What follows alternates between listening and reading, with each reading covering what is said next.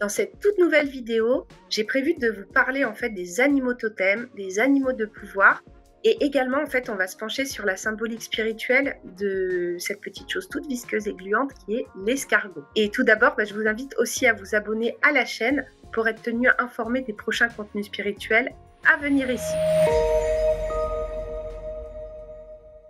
Donc aujourd'hui, comme je vous ai dit, je suis ravie de vous retrouver dans cette vidéo destinée à vous donner des pistes sur la symbolique des animaux totems, des animaux de pouvoir, parce qu'on en entend parler beaucoup et on ne sait pas forcément à quoi ça se réfère en fait. Et du coup, moi en fait, j'ai vraiment tenu à, à vous expliquer en fait en réalité quelle place ont les animaux en fait dans notre vie spirituelle et au niveau symbolique. Alors un animal totem, qu'est-ce que c'est? Donc il faut savoir que la notion d'animal totem en fait, elle vient du chamanisme et plus précisément de la tradition des cultures amérindiennes. Donc les animaux totems, ils avaient autrefois une place toute particulière dans ces cultures-là et ils étaient considérés comme des êtres exceptionnels qui accompagnent les hommes et qui les guident vers le bon chemin. Alors, il y a des animaux totems, on a aussi, nous, ce qu'on connaît comme des anges gardiens pour nous accompagner le long de notre chemin de vie. Et pour connaître le nom de votre ange gardien, il est très simple de le trouver grâce à votre date de naissance, enfin, c'est plutôt des intervalles de date dans différents ouvrages, moteurs de recherche qui sont dédiés. Par exemple, moi, je suis du 16 novembre, mon ange gardien, c'est Azalia. Donc là, vous pouvez avoir des correspondances qui vont simplement vous ramener à votre ange gardien. Donc les anges gardiens, ils sont actifs en fonction de certains créneaux horaires qu'on va rapprocher aux heures miroirs qui nous apparaissent souvent, mais ça, c'est un autre sujet. Je voulais en parler parce qu'en revanche, la façon de connaître votre animal totem, elle va être bien différente en réalité parce qu'il y en a plusieurs. C'est pas comme avec nos anges gardiens. Donc pour déterminer quel est votre animal totem spirituel, vous pouvez vous en remettre à votre instinct. Vous pouvez vous aider avec votre date de naissance, avec votre prénom. Vous pouvez aussi réaliser des tests et des questionnaires qui sont disponibles en ligne ou dans des ouvrages aussi dédiés aux animaux totems qui sont nombreux et variés. Mais sachez que la liste des animaux totems, elle ne se cantonne pas aux 12 animaux associés à votre date de naissance ou à votre signe astrologique. En fait, si un animal vous accompagne depuis l'enfance, que ce soit au quotidien, dans vos rêves ou lors d'événements importants, il s'agit très très probablement de votre animal totem. Donc je vous invite vraiment à en prendre compte, à vous faire confiance et à suivre votre intuition. Donc il y a plusieurs façons de trouver votre animal totem. Il sera bien différent en fonction de la méthode utilisée et j'insiste sur le fait qu'il y a vraiment bien évidemment plus de 12 animaux totems possibles. Moi, j'ai prévu de vous donner quand même des correspondances par rapport au signe du zodiaque, donc à votre date de naissance. Mais comme je vous l'ai dit, j'insiste vraiment pour vous dire que cette interprétation, elle serait trop réductrice. Donc ne vous basez pas uniquement là-dessus. Donc pour le bélier, l'animal totem sera le faucon. Pour le taureau, ce sera le castor. Pour les gémeaux, ce sera le cerf. Pour le cancer, ce sera le pivert. Pour le lion, ce sera le saumon. Pour la Vierge, ce sera l'ours. Pour la Balance, ce sera le corbeau. Le Scorpion, lui, il a le serpent. Le Sagittaire, ce sera la chouette. Le Capricorne, ça va être l'oie. Et le Verseau, donc lui, c'est la loutre. Et pour les Poissons, ce sera le loup. Donc, animal totem ou animal de pouvoir. Quelle est la différence? Donc moi, en fait, je vais vous donner quelques clés qui sont basées sur les travaux d'Isabelle Serres dans son ouvrage Le Guide du Lightworker aux éditions Exergue. En fait, c'est une référence en matière de spiritualité. Pour moi, c'est une Bible. Donc j'aime beaucoup ce qu'elle propose, en fait, cette auteure. Et elle nous explique, en fait, dans son Guide du Lightworker, que les animaux totems, ils font partie de nos guides. Un animal totem, c'est un protecteur. Il nous guide vers la connexion avec notre véritable nature. Il nous ramène à notre instinct, à notre force intérieure naturelle. Et donc, l'animal totem, il vous invite à vous défaire du conditionnement de la société pour retrouver une connexion avec qui vous êtes en dehors des codes, avec vos propres codes. Donc, au sein des animaux totems, on différencie l'animal totem et l'animal de pouvoir. Alors, l'animal totem, il est comme votre ange gardien et votre ange guide. Donc, il est présent auprès de vous. Lui, il est là pour toute votre vie. Il est uniquement relié à vous. C'est l'âme d'un animal que vous avez pu rencontrer dans une ancienne vie, ou vous avez pu aussi l'incarner, hein, c'est comme une âme lumineuse qui va se présenter à vous sous la forme d'un animal. L'animal de pouvoir, donc lui, c'est un animal qui se présente à vous quand vous en avez besoin. Comme les anges protecteurs, le nombre des animaux de pouvoir, il va dépendre aussi de ce que vous vivez et de ce dont vous avez besoin à l'instant T.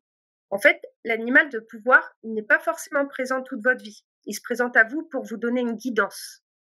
Chaque animal totem ou de pouvoir, il a une fonction et une symbolique qui sont différentes. Et le découvrir, ça vous permet de découvrir des parties de vous-même, mais aussi de comprendre le sens des événements que vous êtes en train de vivre. En fait, ça peut être un rêve.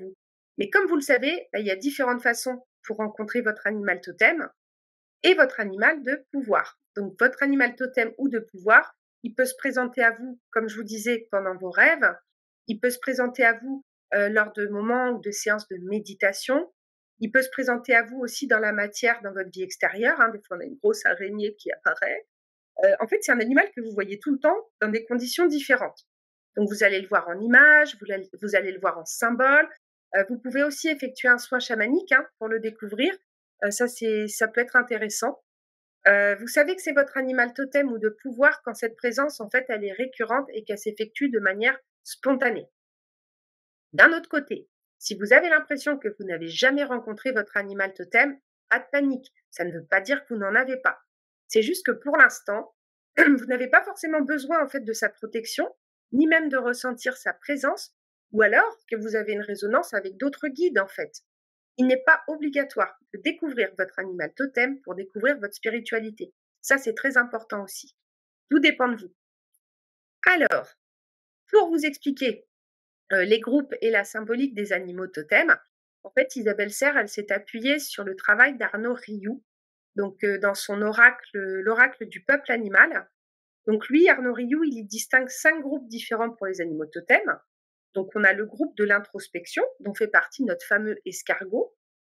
Ensuite, on a le groupe de la posture, on a le groupe de la communication, on a le groupe de l'action et le groupe de la transformation, où là, on va trouver notre grenouille dont je vous parlais, qui est sur une autre vidéo. Donc, comme je vous le disais, donc l'escargot, il fait partie du groupe de l'introspection. Donc, les animaux totems ou de pouvoir de ce groupe, il vous invite à travailler sur la patience. Et si votre animal totem, il appartient à ce groupe, il vous invite à être dans une énergie de calme intérieur et à trouver un équilibre entre votre spontanéité et la construction.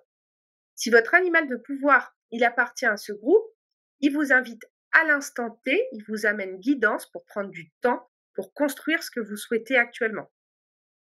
D'après Arnaud Rioux, donc, l'escargot, alors lui, il nous parle d'indépendance, il nous parle d'autonomie, il nous parle de réceptivité avec ses antennes, et il nous parle bien évidemment de patience. Donc en fait, l'escargot, il porte sur lui sa coquille, il porte sa maison sur son dos, et il peut à loisir entrer dedans ou pour méditer, ou alors passer à l'action. Donc il incarne effectivement l'indépendance, la réalisation de la matière et de l'esprit.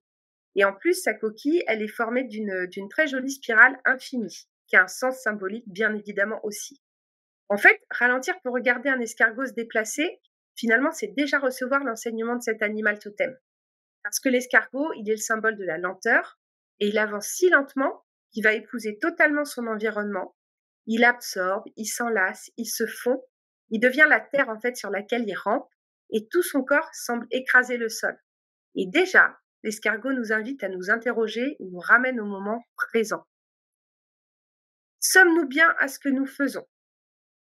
Ou bien alors est-ce qu'on marche déjà en pensant à notre destination? Ou encore en nous raccrochant à l'endroit dont nous venons? Est-ce qu'on épouse notre univers? Ou est-ce que nous sommes en lutte à toujours vouloir le changer? Est-ce qu'on est présent à chacun de nos pas, à chacune de nos respirations? Notre main est-elle présente, consciente à chacune de nos caresses?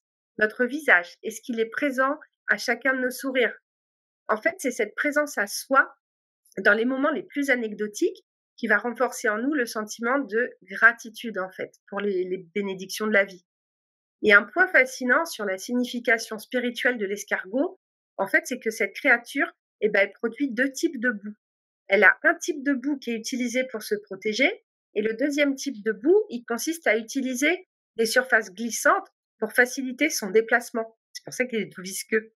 Donc symboliquement, en fait, cette fonctionnalité, elle nous rappelle d'avancer dans la vie en sachant qu'on a le bon matériel, qu'on a tout ce qu'il faut pour le faire.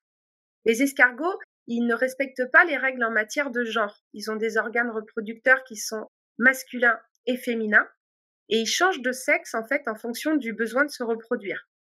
Donc cette vidéo sur l'escargot, elle nous rappelle que nous ne devrions jamais commettre l'erreur de penser en noir et blanc en fait. Il n'y a pas de règle exclusive dans la nature et en fait tout n'est pas forcément comme il y paraît. Et concernant la forme de la coquille de l'escargot, pour ceux qui connaissent et qui s'intéressent aux mathématiques, on y retrouve en fait la spirale formée par la suite de Fibonacci. C'est une suite où chaque nombre s'additionne avec le précédent, 0, 1, 2, 3, 5, 8, 13, 21, etc. Et en fait, cette suite, reportée sur un plan géométrique, elle forme une spirale parfaite que l'on retrouve sur les yeux des libellules ou sur le cœur des tournesols. Donc la suite de Fibonacci, elle nous indique en fait que le temps, il n'est pas linéaire et c'est pourquoi nous avons souvent la sensation que tout va si vite parce que chaque apprentissage, il va nourrir le suivant et ainsi, quand on évolue dans la conscience, en fait, nous sommes toujours un peu plus sages, un peu plus doux, un peu plus aimants et un peu plus patients. L'escargot, il a intégré cet enseignement et du coup, il va l'incarner dans la lenteur. Mais l'enseignement de l'escargot, il ne s'arrête pas là, parce qu'il porte, comme je vous disais, 2 paires d'antennes, et elles sont si sensibles en fait que la moindre intention de s'approcher d'elles, ça les fait se rétracter. Donc l'escargot, il ne perçoit pas que le mouvement, il perçoit aussi l'intention qui va le précéder. Et de ces 2 paires d'antennes, en fait, il y en a une qui est tournée vers le ciel et l'autre vers la terre. Donc cette première, elle est reliée au monde de l'esprit, au symbole masculin, au ciel, au Père céleste, et puis la seconde qui est tournée vers la terre, elle est reliée au féminin, à notre terre-mère, qui nous invite à l'intégration des mondes intérieurs par la méditation et l'introspection. Donc l'escargot, il a aussi assimilé sa double polarité masculine et féminine, d'où son androgynie. Et lorsque 2 escargots s'accouplent, ils le font face à face en s'épousant totalement. Chacun épouse et se fond dans son partenaire. Et finalement, c'est d'une sensualité extraordinaire. Donc regarder 2 escargots s'accoupler, c'est un très bel enseignement tantrique en fait. Ils incarnent la parole de Tilopa, caresse ton partenaire comme si c'était la première fois. Donc en fait, c'est beau, mais au-delà de son côté visqueux. Donc retenez au niveau de la signification spirituelle de l'escargot. Donc en général, son symbolisme, il vous permet de savoir que vous devez ralentir. À quoi bon se presser? Voilà ce qu'il vient vous dire. En tout état de cause, vous avez passé tellement de temps à vous concentrer sur vos objectifs que vous avez peut-être oublié quelque chose qui se trouve juste devant vous, juste devant vos yeux, à portée de votre main en ce moment. Donc la signification de l'escargot, elle va indiquer qu'il est temps de laisser aller un moment afin que vous puissiez enfin le voir. Alternativement, le symbolisme de l'escargot, il vous permet aussi de savoir que toute allure est bonne. En d'autres termes, ce qui semble être une éternité, c'est qu'un petit moment dans le temps. Par conséquent, donc en fait, on vous dit de vous libérer de vos convictions, de ne pas faire avancer les choses à temps. Peut-être qu'on se met trop de pression. En fait, assurez-vous de faire confiance à votre processus, restez présent à ce que vous faites et continuez. Au niveau des significations de l'esprit animal de l'escargot. Donc l'escargot, il vous apprend l'importance d'être mobile. Que vous viviez des bons ou des mauvais moments, on vous dit de continuer d'avancer. La signification de l'escargot, elle vous montre également l'importance de la mise à la terre, de l'ancrage. Soyez humble dans la victoire et gracieux dans la défaite. Et comprenez que tout ce qui peut monter peut aussi descendre en fait. Il s'agit de choisir vos batailles avec soin et de vous protéger peut-être en vous retirant, donc dans la coquille en quelque sorte. Il est temps d'être audacieux et courageux, mais aussi d'être calme et tolérant. Et la signification de l'escargot, bien évidemment, comme je vous l'ai dit, signifie la patience, c'est un de ses mots-clés dans la vie, tout comme l'animal esprit lamentin. Peu importe que vous alliez vite ou lentement, vous arriviez. L'important, c'est que vous arriviez à votre destination. Donc les leçons et les défis de l'escargot, il est souvent considéré en fait comme un guide précieux et en fait il a beaucoup de leçons importantes à enseigner, cet escargot. Il nous apprend à cultiver la patience dans nos attentes et aussi nos attentes envers nous-mêmes, les autres et la vie en général. C'est vrai qu'aujourd'hui, on insiste beaucoup sur la rapidité des choses, il faut être réactif. Donc, il n'est pas étonnant que le pauvre escargot, il ait été laissé là comme guide et enseignant hein, pour nous humains. Donc, le concept de patience, c'est vrai que ça frustre beaucoup de gens qui veulent juste faire quelque chose maintenant. Et de la même façon, moi, je suis un peu comme ça. Hein, souvent, on veut tout de suite, en fait. Et cependant, la patience, c'est une capacité et une qualité qui est nécessaire, en fait. Savoir supporter l'attente et les retards avec calme, sans ennui, c'est une compétence qui doit être soigneusement formée et développée. Et l'escargot, lui, c'est un méga champion de la patience. Donc, comme nous le conseille Arnaud Rioux, donc si le spectacle se présente à vous un matin, arrêtez-vous et demandez-vous à quoi est-ce que je résiste? Est-ce que j'épouse moi-même mon environnement? Est-ce que j'accepte ce qui est? Est-ce que je me fonds totalement dans mon univers pour mieux le comprendre, comme l'escargot? Ou est-ce que j'évite, je tourne autour, j'appréhende? Est-ce que je suis dans le moment présent? Est-ce que j'épouse totalement le moment présent? Ou est-ce que je cours sans cesse après un idéal? Est-ce que je cours comme ce chien après l'arc-en-ciel pour trouver le trésor, après le succès, après l'argent, après l'amour, après le temps, après la guérison, après l'éveil? Ou est-ce que je peux me détendre, en fait, dans la plénitude de l'instant? Voilà les enseignements de l'escargot. Alors, j'espère que ces pistes d'introspection sur la voie de l'escargot pour vous guider ont résonné pour vous et que ces enseignements, ils vous seront hautement lumineux et bénéfiques. Et du coup, vous avez déjà rencontré votre animal totem, votre animal de pouvoir, l'escargot, est-ce qu'il vous est déjà apparu? Peut-être que oui, si vous regardez cette vidéo. En tout cas, je vous invite à laisser en commentaire l'animal que vous avez vu, ressenti, perçu, ou tout simplement à écrire ici l'animal totem ou de pouvoir qui est récurrent dans les signes qui se présentent à vous dans votre quotidien. Et puis, je vous retrouve dans une prochaine vidéo. Et puis, je vous remercie de votre attention. Et je vous dis, avec indépendance et patience surtout. À bientôt les escargots. Bye bye.